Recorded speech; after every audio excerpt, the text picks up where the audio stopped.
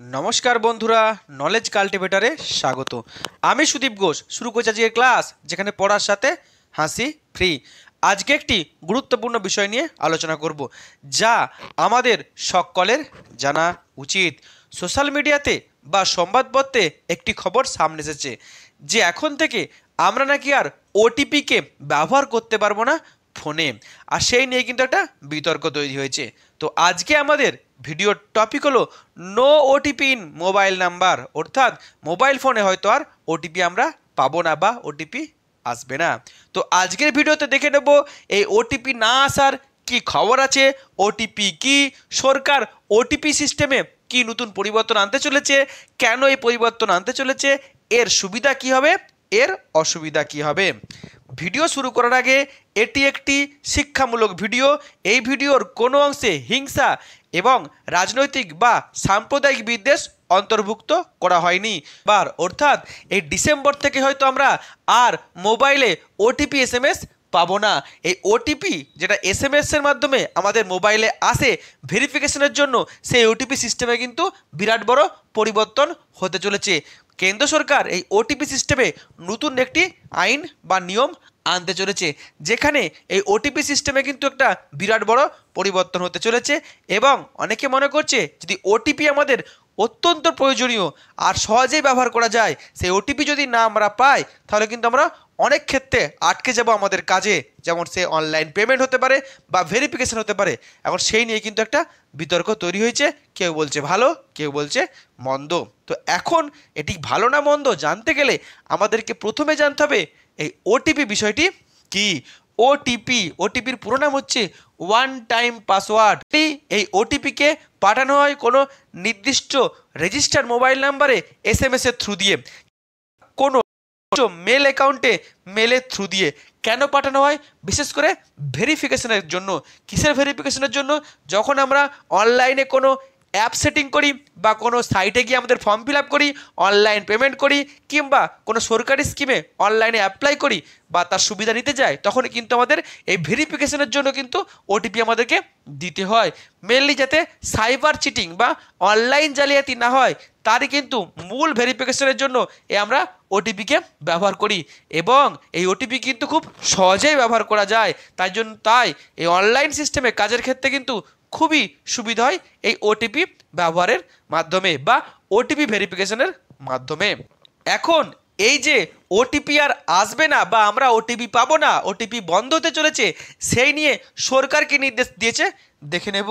ভারতবর্ষের যে telecom ministry আছে বা যে টেলিকম মন্ত্রক বা তাদের যে সংস্থা আছে, যেটা হলো ট্রাই, অর্থাৎ telecom regulatory authority of India, সেই ট্রাই কিন্তু এই ওটিপি সিস্টেমে বা ওটিপি ভেরিফিকেশনে নতুন একটি নিয়ম আনতে চলেছে।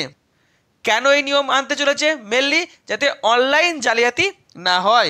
ট্রাই সমস্ত যে মোবাইল নেটওয়ার্ক প্রোভাইডাররা আছে, সে জিও, ভিআই, এয়ারটেল, বিএসএনএল, তাদেরকে নির্দেশ দিয়েছে যে এরপর থেকে তাদের যারা সাবস্ক্রাইবার আছে, যারা ইউজার আছে, অর্থাৎ যারা তাদের সিম ব্যবহার করছে, তাদের ফোনে কোনো ওটিপি আসার আগে বা ওটিপি এসএমএস আসার আগে ওই কোম্পানিকে সেটিকে কিন্তু ট্র্যাক করতে হবে এবং এসএমএস পাওয়ার আগে সেটাকে কিন্তু আটকে দিতে হবে বা সেটাকে দেখে নিতে হবে যে এসএমএসটা বা ওটিপি এসএমএসটা কোথা থেকে আসছে।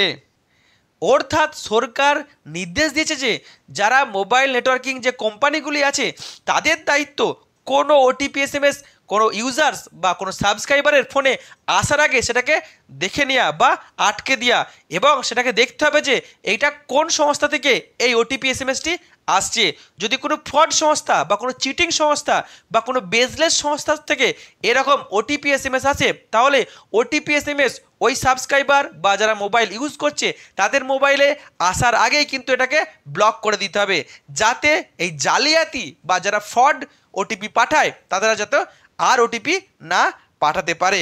অর্থাৎ ওটিপি পুরোপুরি বন্ধ হচ্ছে না, ওটিপি থাকবে, কিন্তু ওটিপির যে একচ্ছত্ব বা একচেটিয়া, এই একচ্ছত্ব কিন্তু কমতে চলেছে।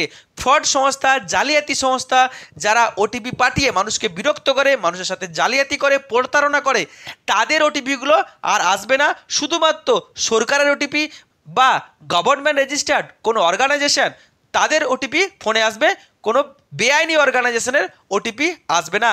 আর এই ওটিপি আসার থেকে আটকাবে হচ্ছে যাদের সিম, যে কোম্পানি সিম, তারাই কিন্তু এটা আটকে দিবে। তাহলে তাদের ইউজার্সরা বা তাদের সাবস্ক্রাইবাররা কিন্তু প্রতারণার হাত থেকে মুক্তি পাবে।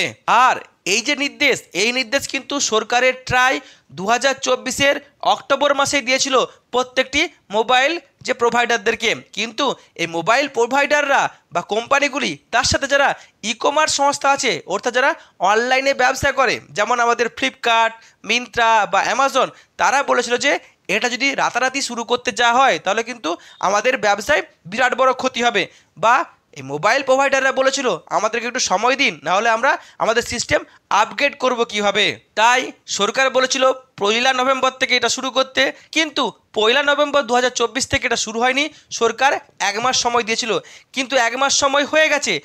সরকার বা ট্রাই এরপর বলছে এটাকে ডিসেম্বর থেকে শুরু করতে। নেট এই যে ওটিপি এসএমএস এর একচ্ছত্ব ব্যাপার, সেটা যদি রাশ না টানতে পারে, অর্থাৎ ফ্রড ওটিপিগুলি যদি বন্ধ না করতে পারে, তাহলে ওই মোবাইল নেটওয়ার্ক যে প্রোভাইডার আছে, অর্থাৎ কোম্পানিগুলিকে কিন্তু একটি বড় অঙ্কের ফাইন দিতে হবে সরকারের কাছে।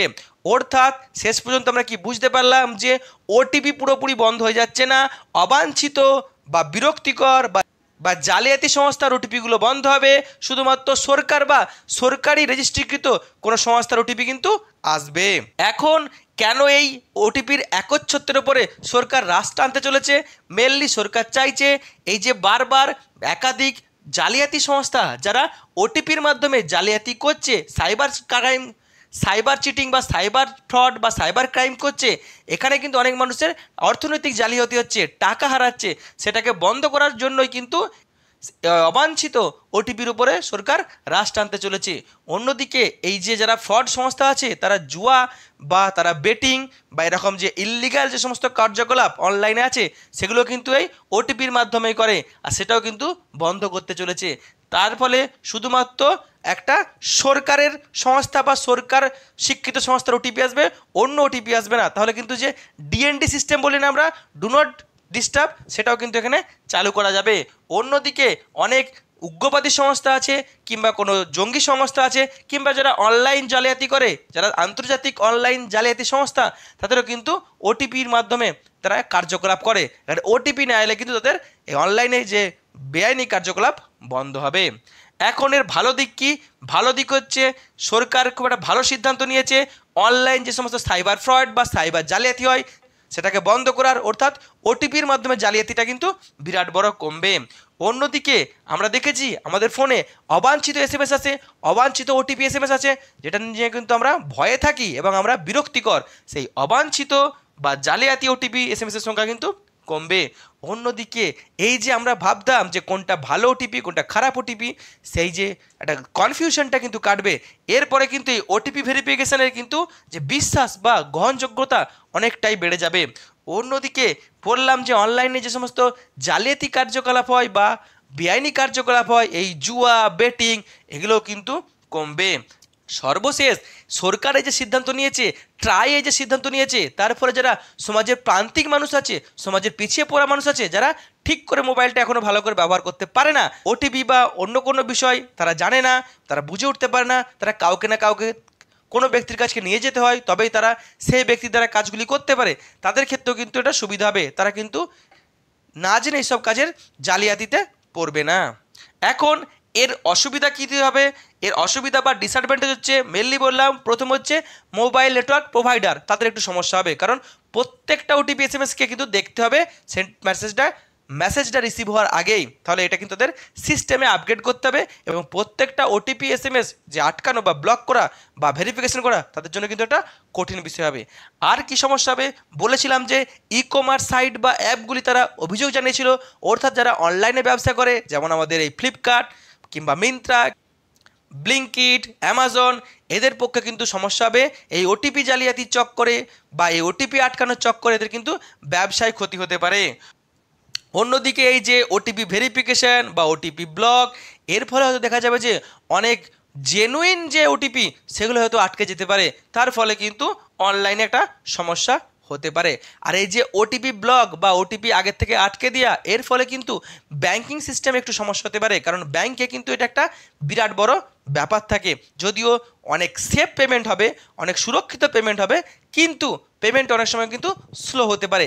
বিশেষ করে বেসরকারি ব্যাঙ্কগুলোর কিন্তু একটু কাজে সমস্যা হতে পারে, কারণ বেসরকারি ব্যাংকের একটা গুরুত্বপূর্ণ সেক্টর হচ্ছে এই যে ক্রেডিট কার্ড আর লোন। যারা জালিয়াতি করে তারা কিন্তু এই লোন বা ক্রেডিট কার্ডের নাম করেই জালিয়াতি করে। তার ফলে কিন্তু তাদের মাসুল কিন্তু যারা অরিজিনালি যারা ব্যাংক কর্মী তাদের কিন্তু তাদের জন্য কিন্তু একটু সমস্যা হতে পারে। অন্যদিকে সরকার কি যে মোবাইলের মাধ্যমে যে ওটিপি এসএমএস আসে, তার অবাঞ্ছিত ওটিপি এসএমএস আটকাতে চলেছে। কিন্তু এখন অনেক ক্ষেত্রে ওটিপি কিন্তু মেলের মাধ্যমে আসে। এই মেলের মাধ্যমে যে অবাঞ্ছিত ওটিপি মেলগুলো আসবে, সেগুলো কীভাবে বন্ধ করা যাবে সেটা কিন্তু এখনও কিছু বলা হয়নি। এই হলো আজকের ভিডিও, যেখানে আমি টোটাল বিষয়টিকে সুন্দরভাবে তুলে ধরার চেষ্টা করলাম। এখন এই যে ওটিপি বন্ধ হওয়া নিয়ে আপনার কোনো জিজ্ঞাসা থাকলে বা আপনি এটাকে সাপোর্ট করছেন না বিরোধিতা করছেন, অবশ্যই কমেন্ট বক্সে জানাবেন। ভিডিওটি এখানেই শেষ হলো।